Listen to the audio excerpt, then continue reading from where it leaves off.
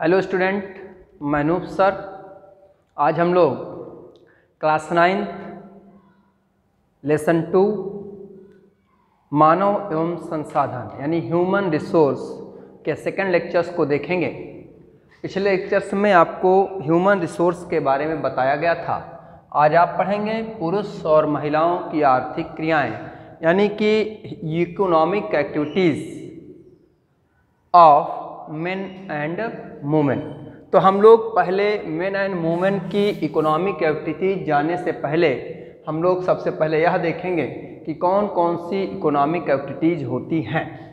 तो पहले हम लोग समझेंगे सिर्फ कि जितनी भी इकोनॉमिक एक्टिविटीज़ यानी जो आर्थिक क्रियाएं हैं वह कौन कौन सी होती हैं। तो जितनी भी आर्थिक क्रियाएं होती हैं, इकोनॉमिक एक्टिविटीज होती हैं, उनको मुख्यतः 3 भाग में बांटते हैं। पहला प्राथमिक क्षेत्रक यानी प्राइमरी सेक्टर, दूसरा द्वितीयक क्षेत्रक यानी सेकेंडरी सेक्टर, और तीसरा तृतीयक क्षेत्रक यानी टर्शियरी सेक्टर। तो हम लोग एक एक को देखेंगे। तो सबसे पहले हम लोग समझेंगे कि प्राथमिक क्षेत्रक यानी कि प्राइमरी सेक्टर। ये प्राइमरी सेक्टर क्या होता है या कौन कौन सी एक्टिविटीज़ हैं जो प्राइमरी सेक्टर के अंतर्गत शामिल होती हैं। तो हम लोग अगर इसकी बात करें तो आपको ऐसे समझना है, ऐसी आर्थिक क्रियाएं जो किसी न किसी प्रकार से प्रकृति पर निर्भर होती है या प्राकृतिक संसाधनों के माध्यम से तैयार होती है, उसे हम लोग क्या कहते हैं? प्राइमरी सेक्टर कहते हैं। यानी ऐसी एक्टिविटीज़, ऐसी क्रियाकलाप जो मूलतः अगर कहें तो नेचुरल रिसोर्स के माध्यम से संचालित होती है या वह एक्टिविटीज़ नेचुरल रिसोर्स पर निर्भर होती हैं, उन्हें हम लोग क्या कहते हैं? प्राथमिक क्षेत्रक कहते हैं। यानी the sector in which economic activities take place mainly development on the use of natural resource. तो हम देखते हैं इससे एग्जाम्पल। आपको समझना है कि प्राथमिक क्षेत्रक ऐसी आर्थिक क्रियाएं होती हैं या ऐसे इकोनॉमिक एक्टिविटीज़ होती हैं जो जिनका डेवलप या जिनका विकास प्राकृतिक संसाधन यानी नेचुरल रिसोर्स के माध्यम से होता है, वो सभी प्राथमिक क्षेत्रक की क्रियाएं कहलाती हैं। एग्जाम्पल में हम लोग जैसे देखें कृषि, एग्रीकल्चर। आप देखिए कृषि करिए तो वो प्राकृतिक नेचर पर निर्भर होती हैं, ठीक है ना। पशुपालन, मुर्गी पालन, मत्स्य पालन, ये सभी, ठीक है ना, लिव स्टॉक कहते हैं इसे। आगे देखें खनन, ठीक है ना, माइनिंग, जो हम लोग अपनी अर्थ की ऊपरी सरफेस को तोड़कर जिन मिनरल्स को निकालते हैं उन्हें हम लोग क्या कहते हैं? खनिज कहते हैं, मिनरल्स कहते हैं। तो मिनरल्स निकाले कैसे जाते हैं? माइनिंग के तहत, खनन के तहत। तो ईटीसी कर दीजिए आदि, ये प्राइमरी सेक्टर के एग्जाम्पल्स हैं। समझ आ गया? प्राइमरी सेक्टर की एक दूसरी विशेषता है, प्राइमरी सेक्टर सेकेंडरी सेक्टर के लिए रॉ मटेरियल तैयार करती है। यानी सेकेंडरी सेक्टर के लिए कच्चे माल को तैयार करती है। प्राइमरी सेक्टर की विशेषता है प्राथमिक क्षेत्रक, प्राइमरी सेक्टर ऐसी इकोनॉमिक एक्टिविटीज़, ऐसी आर्थिक क्रियाकलाप जिनका डेवलपमेंट प्राकृतिक संसाधन पर डिपेंड करता है यानी नेचुरल रिसोर्स पर डिपेंड करता है, वो सभी एक्टिविटीज़ प्राथमिक क्षेत्रक की एक्टिविटीज़ कहलाती हैं। जैसे कृषि, पशुपालन, मत्स्य पालन, मुर्गी पालन, खनन, वानिकी, जो हम लोग फॉरेस्टेशन जानते हैं, फॉरेस्टेशन करना या वानिकी करना, सब इसके अंतर्गत आते हैं। दूसरे में आते हैं। दूसरा है द्वितीयक क्षेत्रक यानी कि सेकेंडरी सेक्टर। इस सेक्टर का दूसरा नाम भी है विनिर्माण क्षेत्रक यानी मैन्युफैक्चरिंग सेक्टर। ठीक है ना। इसके दो नाम हो गए, द्वितीयक क्षेत्रक या विनिर्माण क्षेत्रक, यानी secondary sector and manufacturing sector, ठीक है ना। द्वितीयक क्षेत्रक क्या होते हैं? द्वितीयक क्षेत्रक के अंतर्गत, यानी ये सेकेंडरी सेक्टर के तहत किसी भी प्राथमिक उत्पाद वस्तु का, हमने बताया था प्राथमिक उत्पाद क्या करता है, प्राथमिक सेक्टर सेकेंडरी सेक्टर के लिए रॉ मटेरियल प्रोवाइड कराता है, कच्चा माल। तो सेकेंडरी सेक्टर विनिर्माण होता है। विनिर्माण कहाँ होता है? इंडस्ट्री में होता है, यानी कि इंडस्ट्री यानी उद्योग में होता है। विनिर्माण कहाँ होता है? इंडस्ट्री में होता है। और इस इंडस्ट्री को चलाने के लिए हमें कुछ कच्चे माल यानी रॉ मटेरियल की ज़रूरत होती है। वो हमें कहाँ से मिलता है? प्राइमरी सेक्टर में। तो सेकेंडरी सेक्टर क्या है? सेकेंडरी सेक्टर के अंतर्गत प्राथमिक सेक्टर से उत्पादित उत्पाद का मैन्युफैक्चर करके यानी विनिर्माण करके उसकी उपयोगिता, ठीक है ना, यानी कि उसकी वैल्यू, उसके आकार, ठीक है ना, जो उसका आकार, साइज, बनावट से यहाँ मतलब है, और उसके वैल्यू यानी मूल्य को बढ़ा देता है या बदल देता है। यानी द्वितीयक क्षेत्र विनिर्माण क्षेत्र कहलाता है। इसके तहत उद्योग या इंडस्ट्रियों के माध्यम से प्राथमिक क्षेत्र में उत्पादित उत्पाद का की यानी प्राथमिक उत्पाद की इंडस्ट्री के माध्यम से उसकी उपयोगिता, यूज, उसके आकार, ठीक है ना, यानी कि डिजाइन, और उसके मूल्य यानी वैल्यू को बदल दिया जाता है या बढ़ा दिया जाता है, चेंज कर दिया जाता है या इसे इंक्रीज कर दिया जाता है। एग्जाम्पल देखेंगे, जैसे देखेंगे सेकेंडरी सेक्टर में एग्जाम्पल, यहाँ से चलते हैं। एग्रीकल्चर से हम दो चीज़ लेते हैं, शुगर कैन, कॉटन, कपास, ठीक है ना। शुगर कैन यानी जो ये गन्ना है, ये शुगर कैन है। इस शुगर कैन से हम लोग क्या बना लें? चीनी। यानी सेकेंडरी सेक्टर का काम है इस शुगर कैन को किसमें? शुगर में बदलना। कॉटन है हमारे पास, कपास है, ये विनिर्माण उद्योग क्या करेगा? इस कपास को वस्त्र यानी टेक्सटाइल्स में चेंज कर देगा। वस्त्र यानी कि टेक्सटाइल में चेंजिंग करेगा। पशुपालन पे चलते हैं। मान लीजिए दूध है, मिल्क है, इस मिल्क को सेकेंडरी सेक्टर पनीर में बदल सकता है, घी में बदल सकता है, ठीक है ना। खनन में आते हैं। खनन में कई प्रकार के मिनरल्स होते हैं। हम एक लेते हैं लौह अयस्क यानी कि आयरन ओर। लौह अयस्क यानी आयरन ओर। तो हमारे लौह अयस्क को क्या करेगा सेकेंडरी सेक्टर? इसको फिल्टरेट करेगा। फिल्टरेट करने के बाद इसमें कुछ चेंजिंग करके इसे इस्पात यानी कि स्टील में चेंज कर देना। स्टील, इस्पात यानी कि स्टील में बदलना।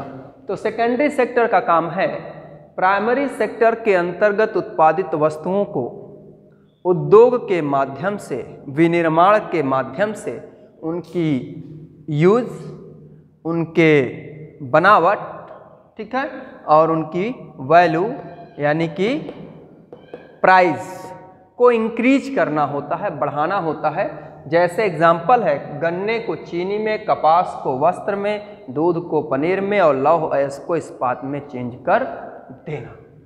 चलिए तीसरे सेक्टर पे आते हैं।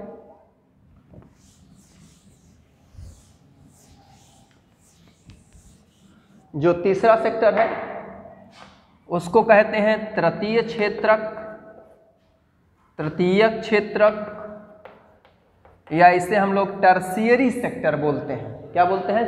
Tertiary sector. इसके अलावा इसका भी दूसरा नाम है सेवा क्षेत्रक यानी कि सर्विस सेक्टर। ठीक, अब चलिए इसको देखते हैं। तृतीय क्षेत्र क्या करता है या किस प्रकार के इकोनॉमिक एक्टिविटीज़ को हम लोग टर्शियरी सेक्टर बोलते हैं।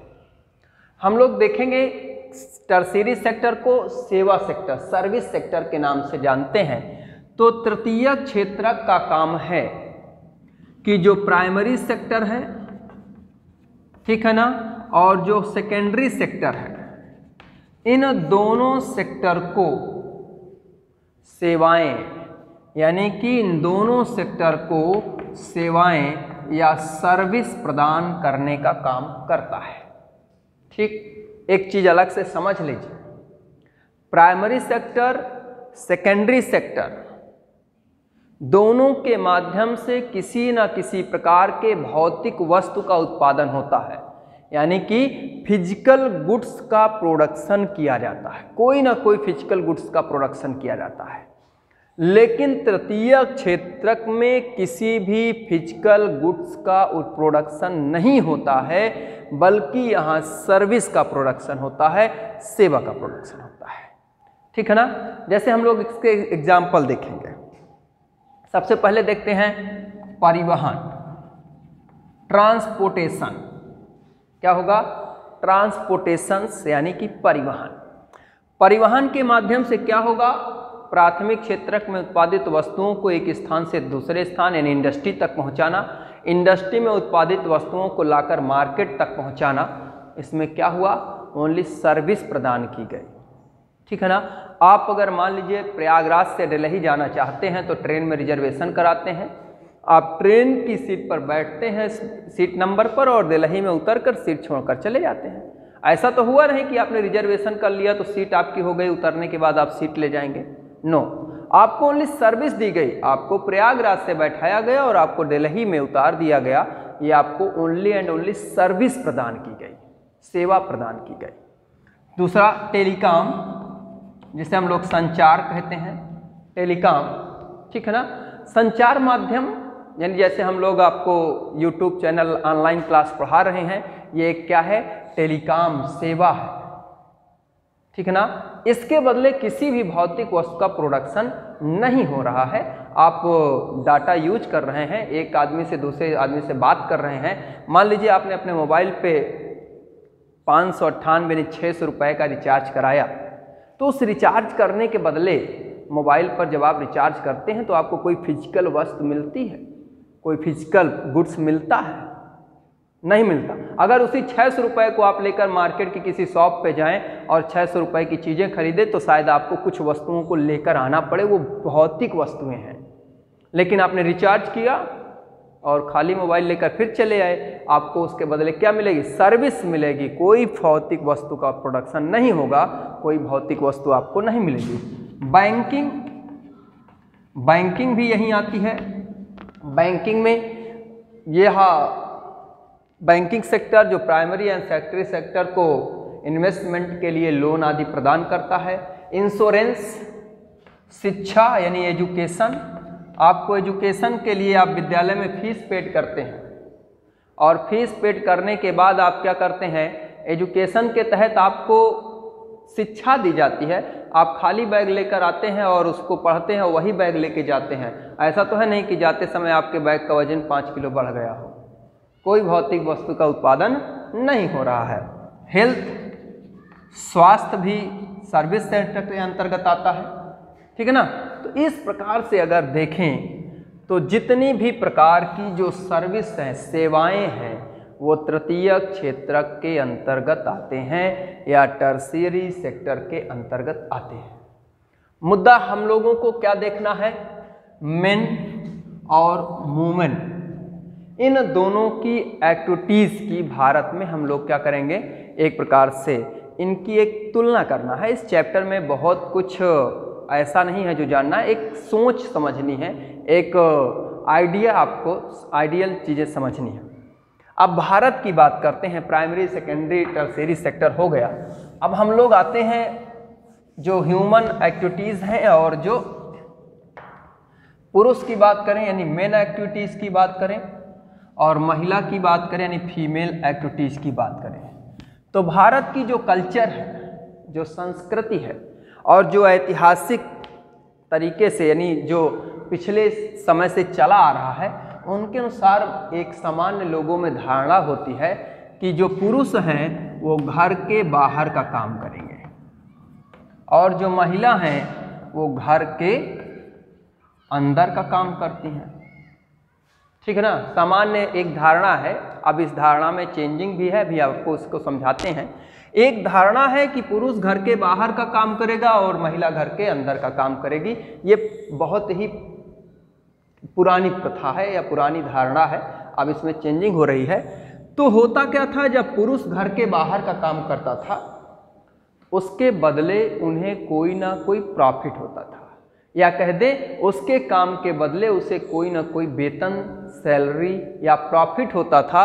इसलिए उसके काम की उपयोगिता या उसके काम का जो महत्व है वह अधिक होता था, जबकि घर में काम करने वाली महिला को उसके काम के बदले कुछ नहीं प्राप्त होता। और जब उसे कुछ नहीं प्राप्त होता तो उसके काम का कोई महत्व नहीं होता, क्योंकि इसका राष्ट्रीय आय यानी कि जीडीपी, नेशनल डेवलपमेंट, नेशनल मतलब जो जीडीपी है, ठीक ना, ग्रास डोमेस्टिक प्रोडक्ट है, इस ग्रास डोमेस्टिक प्रोडक्ट में इसका योगदान है, इसका योगदान नहीं होता है। आपको पीछे हमने दो कहानियां पढ़ाई थी, एक विशाल की और एक सकल की। विशाल की माँ, विशाल जो कंप्यूटर पढ़कर इंजीनियर बना था, उसकी माँ घर का काम करती थी, इसलिए उसके कार्य का कोई महत्व नहीं था। लेकिन सकल जो बीमार हुआ था, जिसको गठिया रोग हुआ था, स्कूल नहीं जा सका था, उसके पिता 2 साल में ही उनकी डेथ हो गई थी, तो उनकी माता मछली बेच का काम करती थी, तो उसके मछली बेचने के कारण उसे प्रॉफिट होता था और उसके काम का महत्व था, क्योंकि वो राष्ट्रीय आय के योगदान में सहायता कर रहे थे। अब हम लोग वर्तमान धारणा पे आते हैं। वर्तमान समय में बहुत सी महिलाएं हैं जो घर के बाहर का काम भी करने लगी हैं, यानी घर के बाहर भी जॉब करती हैं। लेकिन अभी एक समस्या है, पुरुष के काम का जो वेजेस है, वेतन है, वो अपेक्षाकृत अधिक दिया जाता है, जबकि अधिकांश जगह पर महिलाओं के काम के बदले उनको वेतन कम दिया जाता है। आप गांव में देखिए, वर्क करने के लिए मजदूर ढूंढिए तो पुरुष का रेट अधिक होता है, महिलाओं का रेट कम होता है। ये डिफरेंट किस कारण से है कि महिलाओं का काम कम वेतन और पुरुषों का वेतन अधिक? ये स्किल का है। डिफरेंट किसका है? स्किल का है, प्रशिक्षण का डेवलप है, यानी कि पुरुष का कार्य जो है वो अधिक अच्छे तरीके से होता है, प्रशिक्षित तरीके से, और महिलाओं का कार्य कम प्रशिक्षित तरीके से होता है।